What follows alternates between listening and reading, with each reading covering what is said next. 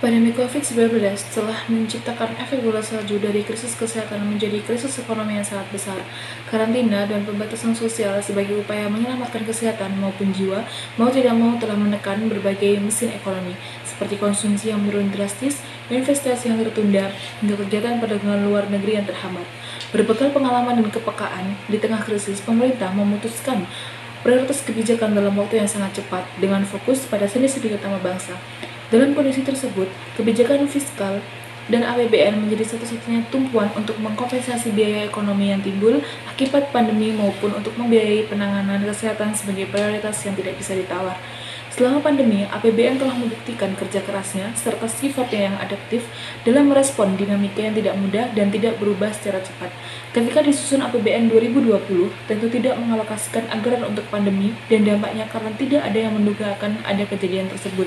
Tapi, APBN telah sangat fleksibel, adaptif, dan responsif dilaksanakan dan didukung dengan monitoring yang terus-menerus atas kondisi COVID-19 dan ekonomi di berbagai daerah di Indonesia. Sehingga, penyesuaian kebijakan dibuat dengan mempertimbangkan kondisi yang paling terkini.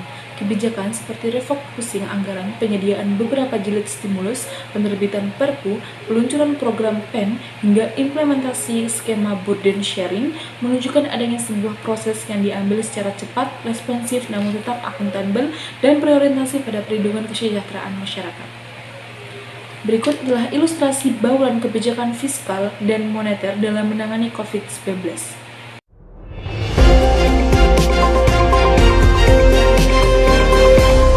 Dalam tabel berikut terdapat refocusing dan realokasi anggaran sebesar 190 triliun untuk penghematan dan 55 triliun untuk realokasi belanja dalam prioritas anggaran ke kegiatan penanganan COVID-19.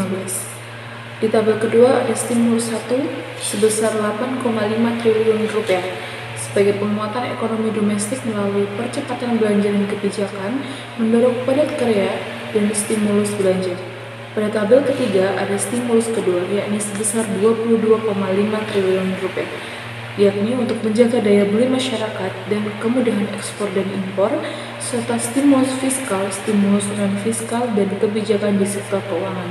Di tabel terakhir ada stimulus ketiga, yaitu sebesar 405,1 triliun rupiah sebagai penyelamatan kesehatan dan perekonomian nasional dan menjaga stabilitas keuangan melalui Peraturan Perundang-undangan Nomor 1 Tahun 2020, yakni kebijakan keuangan negara, kesehatan sosial safety net, dukungan dunia usaha, dan dukungan pembiayaan pemulihan ekonomi, dan juga ada kebijakan di sektor keuangan. Tabel di sampingnya menunjukkan kebijakan moneter dan keuangan.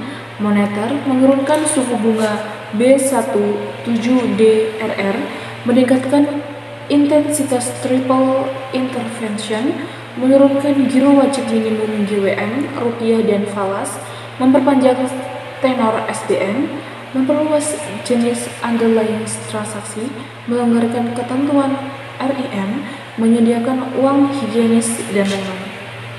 Dan berikutnya ada perbankan, yakni relaksasi persyaratan kredit, pembiayaan penyediaan dana bagi UMKM, dan restrukturisasi kredit pembiayaan UMKM. Sekian yang dapat saya sampaikan. Jika ada salah penyebutan data maupun istilah di dalam laporan Sistem Ekonomi Indonesia, saya mohon maaf yang sebesar-besarnya karena manusia tidak luput dari kesalahan. Sekian, Assalamualaikum warahmatullahi wabarakatuh. Bye-bye, sampai jumpa lagi.